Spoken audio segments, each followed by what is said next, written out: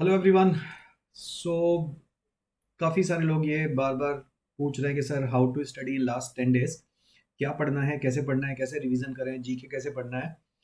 तो I thought I should prepare a video for that so that all your questions can be answered in this one particular video. 10 दिन है आपके पास, मान के चलते हैं कि पेपर 4 मई को ही है। तो एजेंडा यही है इस वीडियो का कि आपको how and what to study in last 10 days and how to prepare for GK as well. अभी आप जैसे जीके पढ़ रहे हो, 10 दिन है, क्या उसमें कुछ चेंजेस करे जा सकते हैं, we will discuss about it. And how to revise quant reasoning and innovation and entrepreneurship, कैसे रिवीजन करना है, क्या स्ट्रेटजी होनी चाहिए। We discuss all the things in this video, so watch it till the end so that you can maximize these 10 days and you can get the good marks. तो 4 मई को paper है guys. Admit card I think 1-2 दिन में आ जाने चाहिए, जैसा कि इनका पैटर्न रहा है। Everything is going very late, so admit card भी आई थिंक 1-2 दिन में मोस्ट प्रॉब्ली आने चाहिए। 2 शिफ्ट हैं, 9 AM to 12 noon and 2:30 PM to 5:30 PM। You should start writing mock in the same time. जैसे ही आपको पता चलता है कि आपका टाइम लेट्स से 9 to 12 के बीच में है, तो आई सजेस्ट कि you should start writing mock in the same time duration, और 2:30 to 5:30 जो भी आपका स्लॉट आता है उसमें 1-2 मॉक लिखो, सो दैट थोड़ा अपनी जो आदत होती है, हैबिट होती है, उस तरह से चेंज हो जाती है, हम थोड़े फैमिलियराइज हो जाते हैं उस टाइम पीरियड से। ठीक है, तो लेट्स वेट। तो हम मान के चलेंगे हमारे पास लगभग मोटा मोटी 10 दिन है। इस 10 दिन को मेरे को फुली यूटिलाइज करना है, rather thinking about your weakness. Guys, काफ़ी लोग बोल रहे हैं कि मेरे को ये नहीं आता, मेरे को ये नहीं आता, कैसे करूँ। At this point, I'll not suggest to prepare for your weakness. I'll suggest that whatever you know, guys, I'm sure you know more things, rather number of things which you do not know. So if your strong point are more than the weakness, then do not worry about this weakness. You should focus on your strong point. अगर weakness पे ही focus करते रहोगे, बहुत कम chance है कि आप इसको improve कर पाओगे इन 10 दिनों में। तो जो आपको आता है, कम से कम उस पर तो काम करो, उसको रिवाइज करो जितना आता है, so that chances are there कि आप इस पे तो कम से कम अच्छा कर पाओगे, वरना पता चला कि इसके चक्कर में आप ये वाला सेक्शन भी अच्छा ना नहीं कर पाए। तो पहली चीज़ तो ये कि जो नहीं आता है छोड़ दो, इस वक्त मत करो, नहीं होगा वो इम्प्रूव इतनी जल्दी। अगर आपको पीएनसी या एल्जेब्रा या कुछ भी ऐसी टॉपिक जो आपने नहीं किया है अभी तक, या जो आपको लग रहा है कि अभी मैं कर लेता हूँ, आई विल नॉट सजेस्ट कि at this point of time you should spend more time on that. Okay, so these are the number of candidate जो एक्चुअली बैठे थे गाइज। इस ईयर भी we are expecting almost similar और even less. I will not suggest more, लेकिन ऐसा हो सकता है कि काफ़ी सारे लोग ऐसे भी बच्चे हैं जिनका अभी तक कहीं एडमिशन नहीं आया, तो उस चक्कर में वो सीमेट को भी प्रेफरेंस दे सकते हैं। तो हो सकता है, बिकॉज सारे एग्जाम हो चुके हैं, this is the last hope. तो might be some more number of candidates may be interested to take CMET exam as well. तो एग्जाम का पैटर्न अभी तक नहीं आया officially, but chances are pretty high कि एग्जाम का पैटर्न यही रहने वाला है, 20-20 क्वेश्चन ईच, 100 क्वेश्चन 400 मार्क्स। तो चांसेस आर प्रिटी हाई कि यही पैटर्न रिपीट होगा जो पिछले 2 सालों से आ रहा है। इस बार इनोवेशन के मार्क्स ऑब्वियसली एडेड है। तो अगर हम लास्ट ईयर के पैटर्न की बात करते हैं गाइस, तो ये सेक्शन काफ़ी इजी था, easiest section among all, quant का सेक्शन और एलआर का सेक्शन। और देखो इसमें ना टाइम मैनेजमेंट का कोई इशू नहीं है, क्योंकि सीमेट के अंदर टाइम मैनेजमेंट, टाइम बहुत है आपके पास। तो टाइम मैनेजमेंट को लेके do not worry about it कि टाइम कम पड़ जाएगा, टाइम आपके पास बहुत बचेगा। इतना बचेगा कि आप शायद किसी पर्टिकुलर सेक्शन में जाके रिवाइज भी कर सकते हो 1-2 चीज़ें। तो थोड़ा थोड़ा टाइम लगाओ। अगर मैं टाइम मैनेजमेंट की बात करूँ, तो आई विल प्रेफर कि इस सेक्शन को जीके की तरह से मत देखो। इस सेक्शन में काफ़ी सारे ऐसे क्वेश्चन होंगे जिन पे अगर आप थोड़ा सा टाइम लगाओगे, आप सही कर सकते हो, even if you do not know the answer. तो आई विल सजेस्ट कि आपको इनोवेशन एंड एंटरप्रेन्योरशिप में 30 मिनट के आसपास लगाने चाहिए। जो क्वेश्चन डायरेक्ट है वो तो आप डायरेक्ट आंसर करके मार्क कर सकते हो, but there will be plenty of question, match the list kind of thing, जिन पे आप थोड़ा सा टाइम लगाओगे तो आप आंसर निकाल सकते हो। यहाँ पे आई विल सजेस्ट कि आप 2-3 मिनट एक क्वेश्चन को अगर दे रहे हो, तो 50 to 60 मिनट आप पॉइंट सेक्शन पे लगा सकते हो। अगर आपका अच्छा नहीं है, अदरवाइज सेक्शन बहुत ईजी आता है, तो आप उससे पहले करके भी निकल सकते हो। Logical reasoning again I will suggest 45 to 50 minute. ये मैं खुला टाइम दे रहा हूँ आपको, क्योंकि टाइम आपके पास काफ़ी है। वर्बल और GK are not going to take much time. अभी जैसे मैं बताऊंगा कि जीके में भी कुछ क्वेश्चन ऐसे हो सकते हैं जिन पे आप थोड़ा सा टाइम लगाओ, नहीं भी आता होगा, ऑप्शन एलिमिनेशन एंड थोड़ा सा लॉजिकल गैस के साथ आप आंसर कर सकते हो। तो do not just go quickly और इन ए रश कि बस क्वेश्चन देखा, आता है तो आता है, नहीं आता तो नहीं आता। Do not go like that. तो यहाँ पर भी आई विल नॉट सजेस्ट कि आप बहुत जल्दी निकल जाओ, 20 क्वेश्चन है, I am giving you 15 to 20 minute, rather giving 10 minutes, I suggest कि आप इस पर थोड़ा सा टाइम लगा के कर सकते हो सही। जो टाइम बच गया आपके पास, लग अगर मैं मैक्सिमाइज टाइम भी देखूं आपके पास, तो 30 + 60 90, 90 + 20 110, 110 + 50 160 मिनट हो गए, क्योंकि मैंने बहुत खुला टाइम लिया है। तो इंग्लिश पे आप थोड़ा सा टाइम ज़्यादा ले सकते हो, मैंने 20 मिनट छोड़े आपके लिए, आप 30 मिनट के आसपास, क्योंकि यहाँ पे वो कैब आता है, तो आप यहाँ से थोड़ा सा टाइम कम करके यहाँ पे दे सकते हो आराम से। तो आप अपने हिसाब से जब आप मॉक दोगे तो definitely you will get the time कि हमें कितना टाइम किस सेक्शन में लग रहा है। और जो मैं आपको अभी स्ट्रेटजी बताने जा रहा हूँ, उससे आप थोड़े थोड़े क्वेश्चन और सही करने शुरू कर सकते हो, अगर आप टाइम थोड़ा इन सेक्शन पे ज़्यादा लगाते हो। जो सिर्फ नॉलेज बेस्ड सेक्शन तो है ही, साथ में थोड़े कैलकुलेटेड गैस वाले भी सेक्शन हो सकते हैं। तो let's see, I am basically majorly talking about the GK section, as most of the people are worried के सर जीके नहीं हो रहा है, बाकी सारे सेक्शन तो हमने पढ़ लिए, बट जीके फिर भी नहीं हो रहा है। तो 20 क्वेश्चन गाइज, और जीके भी जो आएगा गाइज वो आएगा स्टैटिक जीके। लास्ट ईयर 2 सालों से लगभग वही पैटर्न है, तो 17-18 क्वेश्चन मान के चलो स्टैटिक होंगे, और हार्डली 2-3 क्वेश्चन ही करंट आने वाले हैं। मतलब अभी तक जो पैटर्न रहा है, अभी can not say that this pattern is going to be repeated, but CMAT का जो पैटर्न रहा है उसके अकॉर्डिंग ज्यादातर मेजोरिटी स्टैटिक पे ही रहता है फोकस हमेशा। तो देखो, मैंने कुछ क्वेश्चन पिक किए हैं लास्ट ईयर से, and I am going to tell you कि आप क्वेश्चन आंसर की तरह से मत करो गाइस, थोड़ा सा कैलकुलेटेड गैस। जैसे this question I have picked up from the last year paper, the question was based on the vehicle scrapping policy. Now if I know about it, then only I can mark it, but फिर भी I'll suggest कि you just do not randomly mark or do not avoid it completely. थोड़ा सा option पे भी देखो। कभी भी जो इस तरह की पॉलिसी होती है गवर्नमेंट की, उसमें गवर्नमेंट जो नंबर्स असाइन करेगी या जो डिस्काउंट ऑफर करेगी, that can not be any random number, right? That number has to be kind of 10%, 15%, 12.5% भी ना हो क्या, I think number will be either in the multiple of 5 और 10 जनरली। तो सोच के देखो, अगर मैं ऑप्शन पे थोड़ा सा खेलूं, यहाँ पे मुझे दिख रहा है 7% डिस्काउंट। 7% डिस्काउंट, अगेन जो सिस्टम होता है 7% डिस्काउंट वाला, उनको फीड करना, या 3% डिस्काउंट वाला, it doesn't look proper, right? Number should be proper. तो 7% डिस्काउंट काइंड ऑफ थिंग या 3% discount thing, I do not think. और यहाँ पे जो मुझे ऑप्शन दिख रहा है 50% डिस्काउंट, बहुत रेयर है कि गवर्नमेंट रिबेट 50% तक दे दे आपको पर्सनल व्हीकल पे।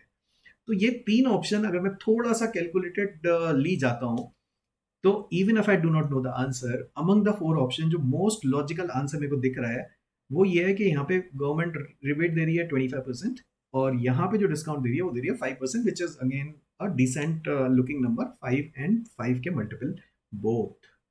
तो अगर आप इस तरह से सोचो, तो थोड़े से questions, I am not saying you will be 100% correct every time, but definitely your chances of marking this answer will be pretty high, rather just random guess करने के बजाय, कैलकुलेटेड गैस जिसको हम बोलते हैं, समझ के गैस करना। तो अगर आप इस तरह से जीके पढ़ोगे, अब सिर्फ आपने व्हीकल स्क्रैपिंग पॉलिसी पढ़ी, राइट? तो अब सिर्फ यहीं तक लिमिटेड तक हो, सेम क्वेश्चन तो नहीं आने वाला है, राइट? उसके बारे में जो गवर्नमेंट की पॉलिसीज है, लेकिन गवर्नमेंट की पॉलिसी से रिलेटेड डेफिनेटली क्वेश्चन आने वाले हैं।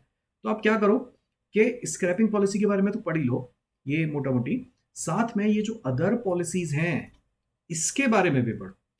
जैसे मैंने कुछ पॉलिसी यहाँ पे नोट की है, मैं इनके बारे में ऑब्वियसली नहीं बताऊंगा इस सेशन में, क्योंकि बहुत लंबा सेशन हो जाएगा। ये आपको करना है, यही काम करना है।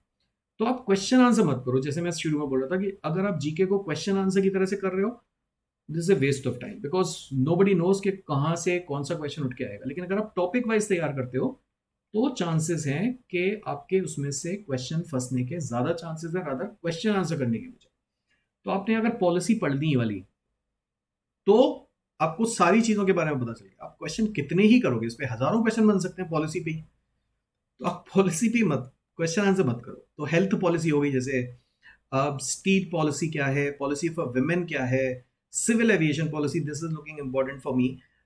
सिविल एविएशन पॉलिसी पे क्वेश्चन आ सकता है, एनर्जी पॉलिसी पे क्वेश्चन आ सकता है, pharmaceutical policy, offshore wind energy policy, policy on skill development and entrepreneurship, this is looking important for me to me, agro forestry policy, urban transport policy and policy on biofuels. ये कुछ policies हैं government की जो अभी recently 1-2 सालों के अंदर आई हैं। तो ये आप खुद से 30 मिनट लगा के, बहुत डिटेल में नहीं जाना है, 30-35 मिनट लगा के, 50 मिनट लगा के इनके बारे में पढ़ो और आपका एक टॉपिक पॉलिसी का तैयार हो। ऐसे पढ़ो जीके, ये जो मैं आपको बता रहा हूँ। तो अभी के 10 दिन बचे हैं, अगर आप जीके 2-2 घंटे 3-3 घंटे भी डेली लगाओगे तो आई एम श्योर कि अगर आपके पास 20 घंटे आप जीके में लगाते हो तो आप बहुत सारी चीजें कर सकते हो। आप इस सेशन में मैं 30 मिनट के अंदर अंदर आपको काफी सारी चीजें बताने वाला हूँ। अगर आप उस तरह से पढ़ते हो तो आपके 7-8 क्वेश्चन, मतलब 7-8 टॉपिक तो मैं अभी आपको तैयार करा दूँ। मैं एक आपको बताया पॉलिसी के बारे में कैसे पढ़ना है। नेक्स्ट है जैसे आर्टिकल्स, इन पे बेस्ड क्वेश्चन आ रहे हैं। अब article 356 of the constitution of India provide for, अब ये वाला जो क्वेश्चन है इसमें भी अगर आपको एक दो चीजें पता है आप एलिमिनेशन कर सकते हो कि राइट टू एजुकेशन कौन से एक्ट के अंदर आता है, reservation of the jobs for backward classes क्या आता है। अब इन चारों ऑप्शन के आपको आर्टिकल आने चाहिए। बिसाइड्स दैट जो जो अब जरूरी थोड़ी ना कि ये वाला आया तो अगले साल भी आएगा, हो सकता है आर्टिकल 356 ना के आर्टिकल 370 आ जाए जो कश्मीर से रिलेटेड है, राइट, या जो एजुकेशन से रिलेटेड आर्टिकल है वो आ जाए। तो ये सिर्फ आप इतना ही मत पढ़ो, क्वेश्चन आंसर मत करो, इसके बारे में जो चारों ऑप्शन है उनके बारे में पढ़ो, और जो अलग आर्टिकल है जैसे मैं आपको नोट डाउन करा मैंने कि आर्टिकल जो इंपॉर्टेंट आर्टिकल है, must know article of Indian constitution कौन कौन से है। Have a fair idea about the nature and salient feature of the Indian constitution like federalism, separation of power, fundamental right. उसमें जो आर्टिकल हैं वो क्या है, स्पेसिफाई द फंडामेंटल राइट है आर्टिकल 12 से 15 तक। 36 से 51 specify the directive principle of state policy को डिक्टेट करते हैं ये। 51 ए बताता है fundamental duty of every citizen. 80 article बताता है specify the number of seats in the Rajya Sabha, Lok Sabha 81। 343 बताता है Hindi as a official language. और ये वाला जो आर्टिकल था, ये वाला जो क्वेश्चन आया था, ये आया था imposition of president rule in the state, ये था आर्टिकल 356। 370 आपको पता ही है कश्मीर वाला, और 395 है repel India independence act and governments of India 1935। अभी जैसे आपने देखा होगा वो जो चल रहा था काशी में कि 1947 में एक एक्ट आया था कि वो गिरा नहीं सकते, वर्शिप एक्ट करके कुछ आया था कि जो मॉन्यूमेंट्स बने हुए हैं वो वेसिटेज बने रहने चाहिए। तो उसके बारे में पढ़ो जो चीजें अभी चल रही हैं पिक्चर में, राइट। तो ये हमने पढ़ लिया। अब जैसे फेडरलिज्म एक वर्ड आया, इसके बारे में और पढ़ो। फेडरलिज्म क्या होता है, फेडरलिज्म क्या होता है, फेडरलिज्म होता है Indian constitution provide a federal system. Federal system तो बहुत बार पढ़ा होगा। फेडरल सिस्टम क्या होता है, फेडरल सिस्टम होता है where powers are divided between the central government and state government, उसको बोलते हैं फेडरल सिस्टम। सेक्युलरिज्म तुमने पढ़ा होगा। सेक्युलरिज्म क्या होता है, इंडिया से सेक्युलर कंट्री कई बार पढ़ा हमने, अब हमें पता ही नहीं सेक्युलर कंट्री। सेक्युलर कंट्री वही होती है कि भैया जहां पे किसी एक पर्टिकुलर रिलीजन को स्पेसिफाई ना किया जाए, हर किसी रिलीजन के लिए इक्वलिटी हो, all citizen, freedom of religion of all citizen, उसको बोलते हैं सेक्युलरिज्म। फंडामेंटल राइट्स क्या हैं, ये हैं सेवरल फीचर्स गवर्नमेंट के कॉन्स्टिट्यूशन के अंदर जो आते हैं। तो मैं आपको बार बार बार बार एक ही चीज समझा रहा हूँ कि आप एक क्वेश्चन उठा के उसके बारे में डिटेल में जाओगे तो आपको भी मजा आएगा पढ़ने में, और आपका जीके डेफिनेटली इंप्रूव होगा। आप 3-4 क्वेश्चन एक्स्ट्रा जो अभी कर रहे हो उससे पक्का ठीक करके आओगे, अगर इस तरह से अभी भी टाइम है आपके पास पढ़ते हो तो स्टेट पॉलिसी के बारे में पढ़ो, ये मेरी पीडीएफ देख लेना और इसके बारे में पढ़ना। टोटल नंबर ऑफ जजेस ऑफ इंटरनेशनल कोर्ट, अब ये तो आता है तो आता है, नहीं आता तो नहीं आता। आंसर है इसका 15। लेकिन अब सिर्फ यहीं पे मत रुक जाओ, अब ये पढ़ो कि सुप्रीम कोर्ट में कितने जज हैं, हाई कोर्ट में कितने जज हैं। तो आपने एक क्वेश्चन उठाया और उसके डीप में चले गए। इसमें है 15, राइट। ये होते हैं यूनाइटेड नेशन जनरल असेंबलीज को चुनती है और सिक्योरिटी काउंसिल, ये मिलके चुनते हैं। दोनों जगह वोटिंग होती है साइमल्टेनियसली, सेपरेटली होती है बट साइमल्टेनियसली होती है, और फिर दोनों जगह इनका मेजोरिटी आएगा तब इनको चुना जाएगा।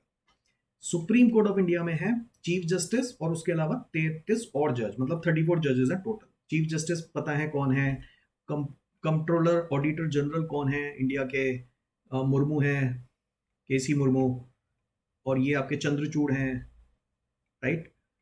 तो एक क्वेश्चन उठाओ और उसके बारे में डिटेल में चलते चले जाओ। हाई कोर्ट में कितने हैं, 25 हाई कोर्ट हैं। 25 हाई कोर्ट में टोटल कितने जज हैं, 1114 जजेस हैं, जिसमें से 840 परमानेंट है और रिमेनिंग 274 सैंक्शनड हैं, एडिशनल जजेस हैं, सैंक्शन फॉर एडिशनल जजेस। अभी तक 331 सीट्स खाली पड़ी हुई हैं, मतलब 840 में से लगभग 331 सीट्स तो खाली है। हाई कोर्ट में अभी पूरी कैपेसिटी पे काम नहीं हो रहा है। तो आपने एक क्वेश्चन उठाया और उसके बारे में कई सारी चीजें पढ़ ली, मजा आ गया। तो हमारा जजेस जुडिशरी सिस्टम थोड़ा सा तैयार हो गया। फिर हमने बनाना रिपब्लिक के बारे में पढ़ा। बनाना रिपब्लिक क्या होता है, पहले तो ये पढ़ो कौन सी कंट्री से इस पे नाम दिया गया था बनाना रिपब्लिक। तो बनाना रिपब्लिक आया था बेसिकली अफ्रीकन कंट्री से, क्योंकि वहां पे बनाना रिपब्लिक होती क्या है, बनाना रिपब्लिक बेसिकली वो कंट्री होती है जो वन पर्टिकुलर प्रोडक्ट के एक्सपोर्ट पे ही डिपेंडेंट करती है उनकी पूरी इकोनॉमी। वहां पे एक प्रोडक्ट अबंडेंस में है, जैसे बनाना होते थे वहां पे, अफ्रीका में बहुत बनाना होता है, तो उसी को एक्सपोर्ट करके पूरी इकोनॉमी उसी प्रोडक्ट से चलती है। तो अब सोचो कि अगर वही प्रोडक्ट कभी उतनी अच्छी उसकी प्रोडक्शन ना हो या बाकी उसको कंट्री ना खरीदें, तो इन कंट्री का जो पूरा इकोनॉमी है वो डाउन हो जाता है। इसी वजह से this is not a good term. Banana Republic उन कंट्री के लिए डिनोट किया जाता है, डेरोगेटरी टर्म है बेसिकली, अच्छी टर्म नहीं है। और सबसे पहले आई थी होंडुरस में, और इसका जो मतलब नाम दिया था इसको, वो दिया था ओ हेनरी ने। इतना अगर डिटेल में जाओगे, अब तुमने क्वेश्चन पढ़ के आंसर कर दिया, उससे क्या ही फायदा है। तो बनाना रिपब्लिक पढ़ो ताकि अगली बार जब क्वेश्चन आए तो you should be able to answer that. Detail में पढ़ो। बनाना रिपब्लिक डेरोगेटरी टर्म है। ओ हेनरी ने 1901 में इसका नाम दिया था, ठीक है, अपनी बुक में दिया था। होंडुरस में जो उसके एक्सपीरियंस थे उसके बेसिस पे दिया था। तो इसमें दिया हुआ है कि has an economy dependent solely on revenue from exporting a single product और कमोडिटी। एक ही प्रोडक्ट पे कमोडिटी पे बेस्ड रहते हैं, उनको बोलते हैं banana republic country, which is obviously not good. अब ये देखो इजी क्वेश्चन है, मैचिंग द लिस्ट वाले जो क्वेश्चन है, खासकर मैं आपको बता रहा हूँ, इसमें अगर आपको एक भी आता होगा guys, you can eliminate the option. In question को जल्दी से मत करना। इन क्वेश्चन को ऑप्शन एलिमिनेशन के बेसिस पे आप कई क्वेश्चन आंसर कर सकते हो, और ये कई सारे क्वेश्चन आते हैं। अब जैसे मुझे पता है पीवी सिंधु बैडमिंटन खेलती है, तो मुझे पता है फर्स्ट का आंसर थर्ड होगा। अगर मेरे को बाकी नहीं भी आते, तो मैं देखूंगा कौन कौन से ऑप्शन एलिमिनेट कर सकता हूँ। फर्स्ट का सेकंड तो नहीं होगा, फर्स्ट का सेकंड तो नहीं होगा, फर्स्ट का सेकंड तो नहीं होगा, तो एक ही ऑप्शन बच गया, आई कैन मार्क इट। मुझे बाकी नहीं भी आते हुए क्या फर्क पड़ रहा है। तो ये वाले जो क्वेश्चन है ना, ये आपके आईएनडी में भी आएंगे, इनोवेशन एंड एंटरप्रेन्योरशिप में, और ये वाले क्वेश्चन जीके में भी आएंगे। अब तुमने ये जैसे ये वाला क्वेश्चन आया, अब तुम इसको रिलेट कर सकते हो डांसर के साथ, कि ये वाले जो डांसर है फेमस पर्सनालिटी, किस किस फॉर्म के डांस में है। कोई कथक में है, कोई कुचिपुड़ी में है, कोई अलग अलग, राइट। तो या कोई क्वेश्चन आ गया कि भैया ये जो पॉलिटिशियन है, ये कौन सी इनके पास मिनिस्ट्री है, जैसे जो भी हमारे पास एजुकेशन मिनिस्टर है, या जो भी हमारे पास ट्रांसपोर्ट मिनिस्टर है, तो उनके बेसिस पे आ सकता है। अगर आपको एक भी पता होगा, यू कैन मार्क इट। ये समझा रहा हूँ, ये वाला क्वेश्चन डेफिनेटली थोड़ा सा टाइम लगा के करना। तो मैं जीके यही समझा रहा हूँ कि जीके को जीके की तरह से मत ट्रीट करो कि आता नहीं आता। थोड़ा सा दिमाग लगा के भी कई सारे क्वेश्चन नहीं भी आते हुए आप आंसर कर सकते हो। ये वाला क्वेश्चन है, northern most, southern most, eastern most, western most. अगर इनमें से एक भी आता होगा, ऑप्शन देखो जरा, एक ही चारों अलग अलग ऑप्शन है। तो अगर आपको एक भी पता होगा कि नदर्न मोस्ट पॉइंट है सियाचिन ग्लेशियर पे है, जिसको इंदिरा कोल बोलते हैं, तो आप एक क्वेश्चन से ही आंसर करके निकल जाओगे यार। मेरी पॉइंट आ रहा है समझ में, मैं क्या समझा रहा हूँ। लेकिन आप क्वेश्चन को छोड़ मत दो कि भाई ये खत्म हो गया, नहीं, मेरे लिए खत्म नहीं हुआ। मैं इसके बारे में पूरा डिटेल में पढ़ूंगा कि Siachen glacier, northernmost point, Kibithu कहाँ पर है, ग्रीक कहाँ पर है, इंदिरा पॉइंट कहाँ पर है, सो दैट नेक्स्ट टाइम अगर किसी एक पर्टिकुलर पॉइंट पे क्वेश्चन आ गया, I should be able to answer that. तो मैंने पूरा निकाला इसके बारे में। नदर्न मोस्ट पॉइंट क्या है, इंडिया कोल है, इंदिरा कोल माउंटेन पास है, located in Siachen glacier region of eastern Karakoram range in Himalayas में है ये। It is situated at an altitude of 5764 metre above sea level and near the Indian Pakistan border है ये। नदर्न मोस्ट पॉइंट तुम्हें दिख ही रहा है कि नदर्न मोस्ट पॉइंट यहीं पे होगा, जहाँ पे हमारा कश्मीर है। तो यहीं से इन्फिल्ट्रेशन होती रहती है पाकिस्तान के थ्रू, तो इंडिया पाकिस्तान बॉर्डर पे है। इवन यहाँ पर भी गुजरात बॉर्डर है, तो यहाँ से भी होती है। तो यहाँ पे पूरा पाकिस्तान आ गया, यहाँ चाइना आ गया, यहाँ तुम्हारा श्रीलंका आ गया सदर्न मोस्ट पॉइंट पे। तो ये तुम्हें सब मैप के बारे में भी थोड़ा सा बेसिक नॉलेज होनी चाहिए, कौन सा पॉइंट कहाँ पर है हमारा। यहाँ पर हमारा गुजरात आ जाएगा, कच्छ वाला जो पॉइंट है, तो वेस्टर्न में कच्छ आ जाएगा, ग्रीक क्रीक जिसको बोलते हैं यहाँ पे, सर क्रीक। इंदिरा पॉइंट आ गया तुम्हारा ये वाला southern point. Southernmost point आ गया यहाँ पे अंडमान निकोबार आइलैंड पे है ये, great Nicobar island of Andaman Nicobar island. ये हो गया तुम्हारा ईस्टर्न पॉइंट, चाइना वाला जो है किबिथु, अरुणाचल प्रदेश में है ये। तो ये सब क्वेश्चन आंसर इस तरह से पढ़ो, डिटेल में पढ़ो थोड़ा सा, तो मजा आएगा तुम्हें जीके पढ़ने में। इससे पहले तो मैंने, मुझे नहीं लगता कि जीके इस तरह से डिटेल में पढ़ी है। तो अगर आप इस तरह से जीके पढ़ रहे हो, तो definitely you are going to be pretty much in detail. और मेरा सेशन लेने का पर्पज यही है कि मैं आपको थोड़ा भी समझा सकूं कि 10 दिन है, 10 दिन में क्वेश्चन आंसर मत रटो, कोई फायदा नहीं है। टॉपिक वाइज पढ़ो। डायनेस्टी उठा ली मैंने, स्लेव डायनेस्टी, फॉलोइंग रूलर इनमें से कौन सा आंसर है। थोड़ा सा अगर तुम्हें इनके बारे में पता होगा कि ये तो यार हुमायूं तो उसमें रहा, मुगल में रहा, गौरी तो कभी इधर आया ही नहीं डायनेस्टी में। शेरशाह सूरी भी सूरी वाली डायनेस्टी में होगा, तो एक ही ऑप्शन बच जाता है, इल्तुतमिश वाला ऑप्शन बच जाता है। इसके बारे में पढ़ो, स्लेव डायनेस्टी के बारे में। मामलुक डायनेस्टी भी बोलते हैं इसको, फर्स्ट मुस्लिम डायनेस्टी थी, है rule over India. Qutubuddin Aibak ने इसकी फाउंडेशन करी थी, एंड वो था मोहम्मद गौरी का slave.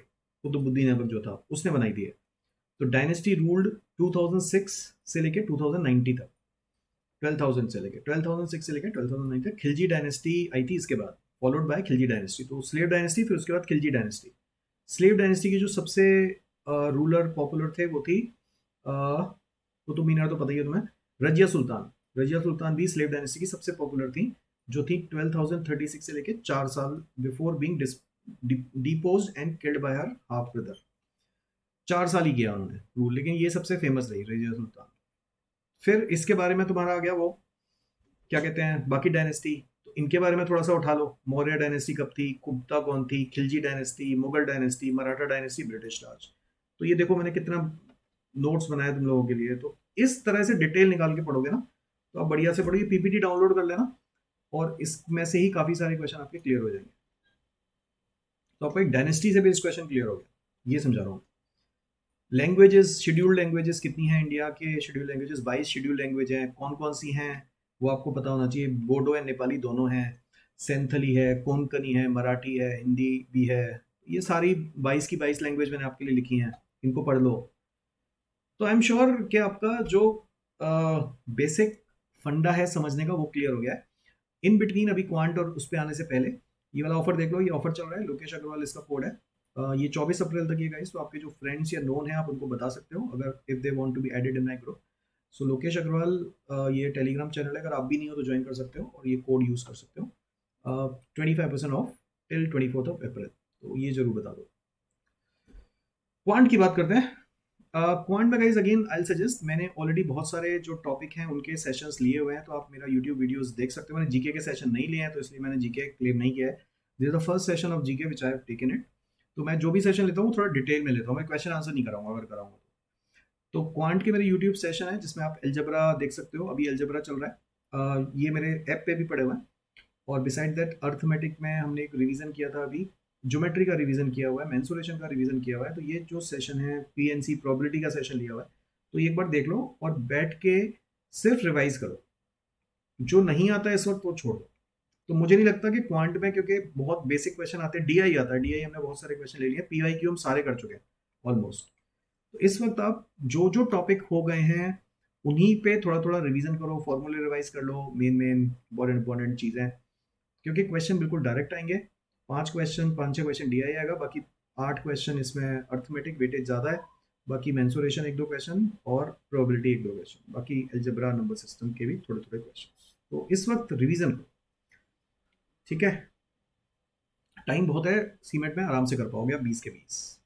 Same for LR, same for LR. I do not think कि कुछ भी आपका टॉपिक इस वक्त बचा है, और जो बच गया है उसको करने की जरूरत नहीं है। जितना हो गया है उठाओ, प्रैक्टिस करो, रैंडम मॉक्स दो इस 10 दिनों में। आई एम श्योर कि आपको कम से कम जो 10 दिन बचे हैं उसमें आपको 4 5 मॉक तो ले लेना चाहिए टाइम लिमिट में। तो आप देखोगे कि टाइम आपके पास, you have plenty of time. अब जो गलतियां हो रही हैं, जो चीज़ नहीं आती है, उस पर थोड़ा सा टाइम लगा के कर सकते हो, but I will not suggest कि कुछ नई बहुत ज़्यादा चीज़ें करनी है। ये क्रिटिकल रीजनिंग भी है, 5 क्वेश्चन आए थे इस पे, और दिस इज वर्बल जिसमें एक पैसेज आएगा। वोकैब बेस्ड क्वेश्चन ज्यादा आते हैं और ग्रामर बेस्ड, वोकैब और ग्रामर ज्यादा आएगा। आरसी इजी आती है, इजी क्वेश्चन आएंगे। वोकैब भी बिल्कुल ऐसी आती है जो आप डे टू डे में यूज कर सको, तो आई एम श्योर कर पाओगे आराम से। सो और एंटरप्रेन्योरशिप में guys I have already taken 14 such sessions, 14 YouTube sessions. I do not think कुछ भी हमने टर्म छोड़ी है। तो बस ये 14 वीडियोस देख लो, इसके पीडीएफ पड़े हुए हैं। अगर आप इस ग्रुप को ज्वाइन करते हैं यहाँ पे पीडीएफ भी मिल जाएंगे आपको, जस्ट गो थ्रू दैट। और मैं क्विज भी ले रहा हूँ, 2 क्विज में ऑलरेडी ले चुका हूँ, कल भी एक क्विज है, वो भी आप देख सकते हो। तो ये है हमारा आज 23 है, तो 24 ऑफ अप्रैल को एक क्विज है 1 बजे, ऐप पे है ये, तो ये भी आप देख सकते हो 1 PM। 3 क्विज हो गए हैं, और बाकी मैं 14 यूट्यूब वीडियोस ले चुका हूँ, 1 1.5 घंटे की। तो आई डू नॉट थिंक कि आपका कुछ मिस होगा। ये कॉलेजेस है गाइस, अब इसको तो सोचना नहीं है, अब आपको बस सीमेट के बारे में सोचना है। परसेंटेज के बारे में भी आई डू नॉट थिंक कि आपको ज़्यादा सोचना चाहिए। 300 पे लास्ट ईयर 311वीं रैंक थी, 99 परसेंटाइल था उसमें भी। तो मैं आई डू नॉट सजेस्ट कि आप ये सब दिमाग में रख के जाओ, आप अपना बेस्ट देना, ये सब परसेंटाइल वगैरह दिमाग में मत रख के जाओ। ठीक है, तो आई एम श्योर आपको एक आइडिया मिल गया होगा, स्पेशली फॉर जीके मैंने ये सेशन लिया है। तो आप जीके पढ़ो ढंग से, और इस 10 दिन को ढंग से यूटिलाइज करो, थोड़ा डिटेल में पढ़ो। ओके, गुड लक, बेस्ट देना अपना, बाय।